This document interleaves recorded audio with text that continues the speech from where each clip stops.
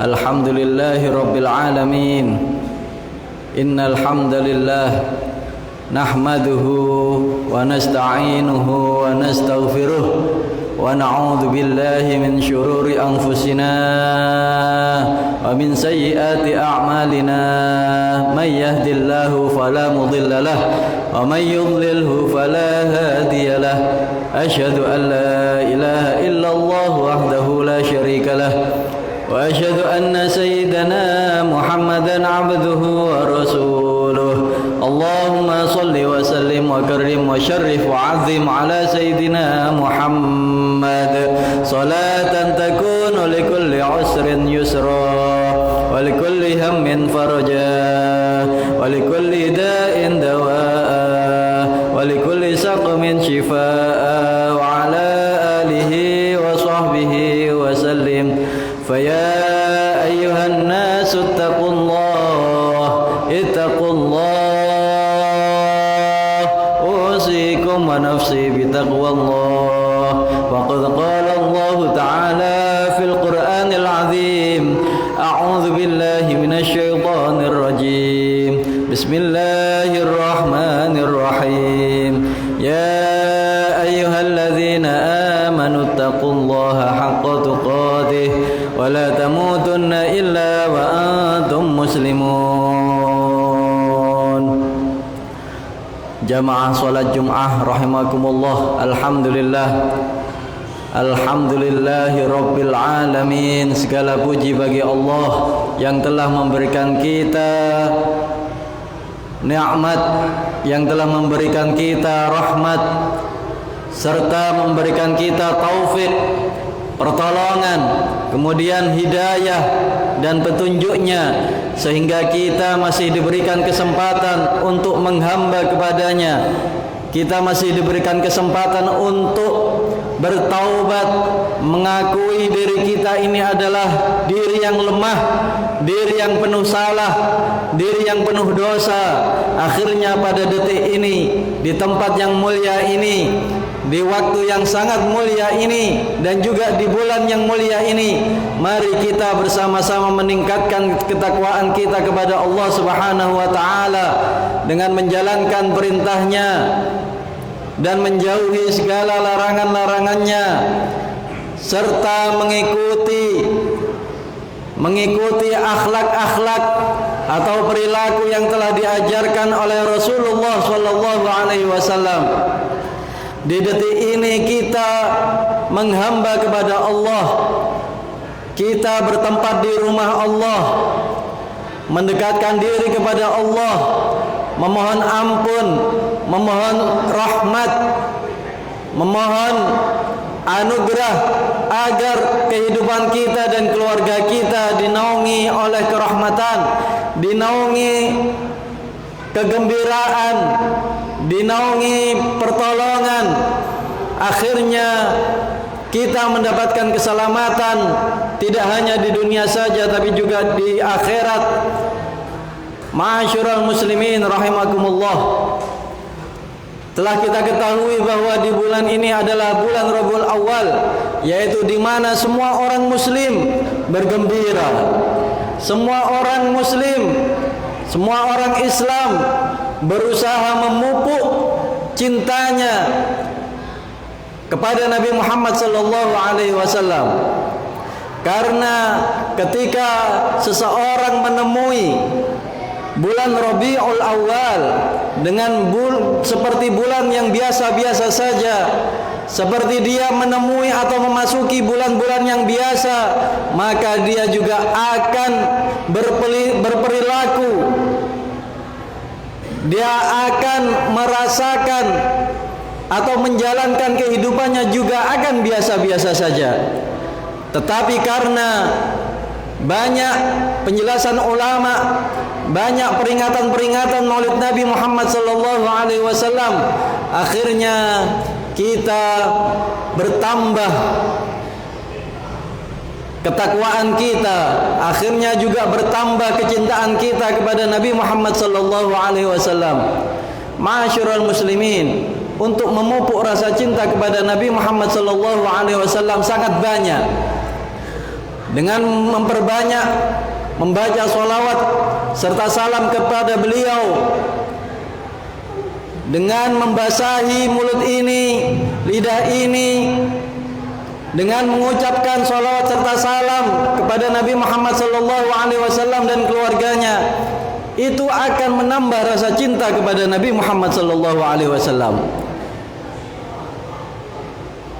Dan ternyata juga banyak usaha-usaha untuk memupuk rasa cinta kepada Nabi Muhammad SAW. Selain dengan memperbanyak sholawat,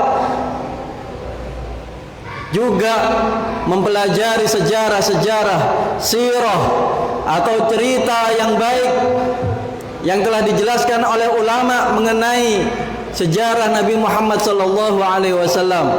Akhirnya kita banyak menemukan kisah kehidupan Rasulullah, kisah kehidupan suri tauladan kita. Kita akan mendapatkan akhlak-akhlak yang baik, yang patut untuk kita tiru, yang menjadi penerang kehidupan kita di dunia sehingga selamat di akhirat nanti. Ma'asyiral muslimin, seperti salah satu contoh yang telah dijelaskan oleh ulama, bahwa karena sinar Nabi Muhammad SAW, karena akhlak dan perilaku serta kasih sayang Nabi Muhammad SAW terhadap manusia, terdapat seseorang yang terkenal dengan ilmu perdukunannya, terkenal dengan ilmu hitamnya, yaitu bernama Dhamad bin Tha'labah al-Azdi. Beliau terkenal sebagai dukun, yaitu punggawa dukun, pemimpin dukun di Jazirah Arab. Dia sudah keliling di negara manapun di Jazirah Arab untuk mengobati orang-orang dengan ilmunya, untuk mengobati orang-orang yang sakit dengan ilmu perdukunannya. Sesekali dia pulang kampung, yaitu di kota Mekah, akhirnya bertemu dengan Nabi Muhammad SAW.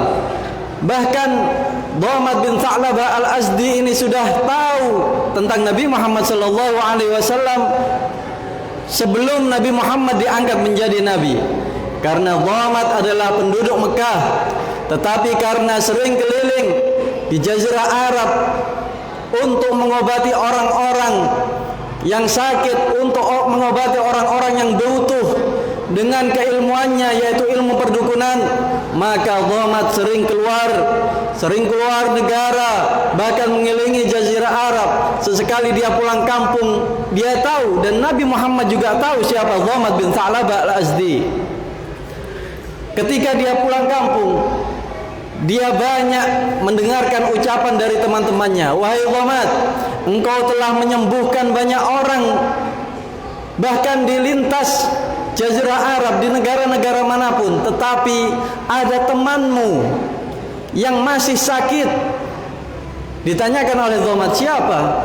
Yaitu yatim Abu Talib, anak yatim yang diasuh oleh Abu Talib, yaitu Nabi Muhammad SAW. Dia mengaku sebagai Nabi, dia mengaku sebagai utusan Allah Subhanahu wa Ta'ala. Dia membawa agama yang baru. Tolong sembuhkan dia.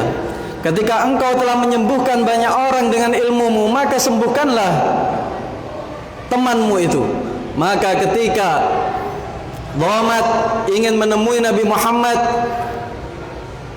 di Mekah, dia memasuki Masjidil Haram dan dia masih melakukan tawaf, yaitu yang tawaf pada dulunya yaitu suatu kebudayaan, tawaf yang dilakukan dengan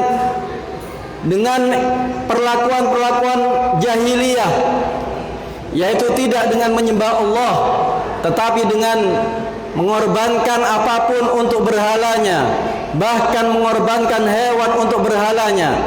Tawaf yang dilakukan oleh orang-orang di masa jahiliyah sudah banyak dilakukan, tetapi dengan kegiatan yang jahiliyah, dengan kegiatan yang non muslim, dengan kegiatan-kegiatan yang tidak disyariatkan oleh agama Islam. Setelah Dhamad bin Tha'labah al-Azdi melakukan tawaf Dhamat menemui dan bertemu Nabi Muhammad sallallahu alaihi wasallam. "Wahai Muhammad, kamu sakit apa?" ditanyakan oleh Dhamat. Maka Nabi Muhammad sallallahu alaihi wasallam menjawab, "Innal hamdalillah nahmaduhu wa nasta'inuhu wa nastaghfiruh wa na'udzu billahi min syururi anfusina wa min sayyiati a'malina," dan seterusnya. Setelah mendengarkan ucapan Nabi Muhammad sallallahu alaihi wasallam, Dhamat mengucapkan, "Wahai Muhammad, a'id, ulangi lagi kalimatmu tadi." Akhirnya Nabi Muhammad mengulangi ucapan tadi, "Innal hamdalillah nahmaduhu wa nasta'inuhu wa nastaghfiruh wa na'udzu billahi min syururi a'malina min sayyiati a'malina wa na'udzu billahi min syururi anfusina min sayyiati a'malina," dan seterusnya. Akhirnya setelah mendengar kedua kali, Dhamat bin Tha'labah al-Azdi ingin mendengarkan lagi. Ucapkan lagi Nabi Muhammad, ucapkan lagi wahai Muhammad. Akhirnya diulangi lagi, "Innal hamdalillah." Ketika di Indonesia kan sesungguhnya pujian adalah yang layak, adalah yang mendapatkan pujian adalah Allah Subhanahu wa taala, yaitu zat yang dimana kita mengharapkan pertolongan, yaitu zat dimana kita harus memujinya. Wa nastaghfiruh, dan dimana zat yang kita harus memohon ampun kepadanya. Ketika Nabi Muhammad SAW setelah membacakan bacaan tadi yang ketiga kalinya, maka hati Dhamat bin Tha'labah al-Azdi hancur. Bahkan hatinya merasa gemetar. Kemudian terucap dari lisan Dhamat bin Tha'labah al-Azdi, "Asyhadu an la ilaha illallah wa asyhadu annaka Muhammadur Rasulullah." Dhamat yang terkenal dengan perdukunannya, yaitu punggawa para dukun yang telah terkenal di Jazirah Arab, sebelum mengobati, sebelum melaksanakan rencananya kepada Nabi Muhammad SAW, dengan ucapan Nabi Muhammad, dengan sinar Nabi Muhammad, dengan petunjuk dari Allah melalui Nabi Muhammad SAW, Dhamat langsung sadar, Dhamat langsung masuk Islam dengan cahayanya Nabi Muhammad, dengan akhlaknya Nabi Muhammad SAW. Telah kita ketahui bahwa para dukun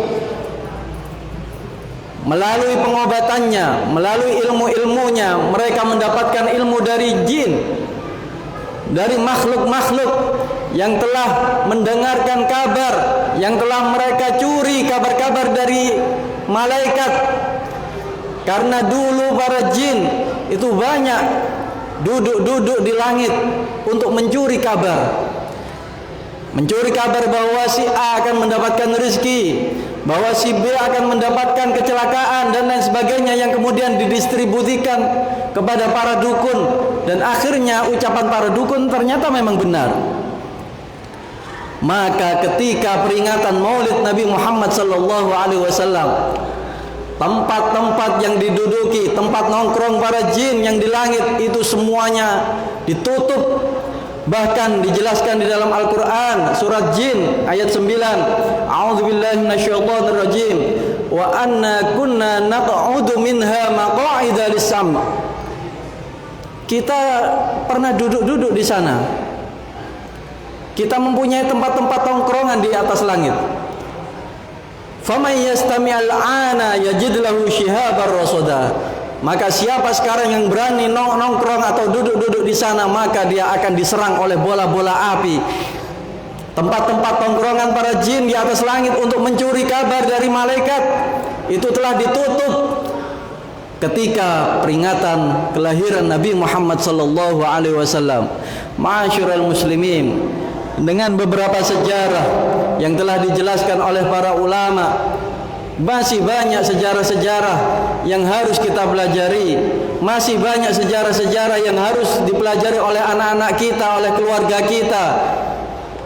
Bahkan banyak ilmu-ilmu yang harus dipelajari oleh perempuan-perempuan kita termasuk menutup aurat dan lain sebagainya yang mengikuti akhlak-akhlak keluarganya Nabi Muhammad sallallahu alaihi wasallam.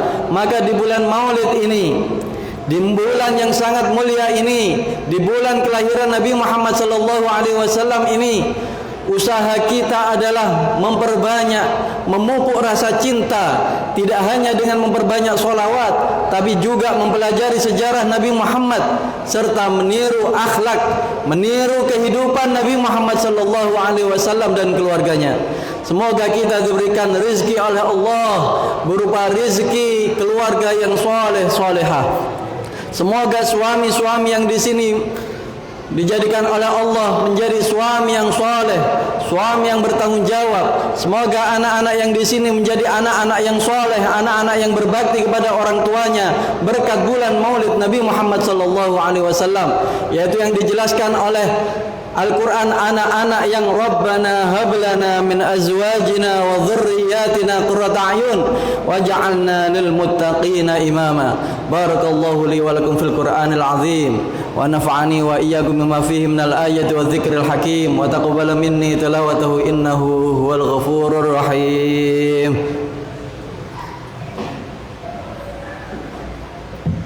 Allahumma shalli wa sallim ala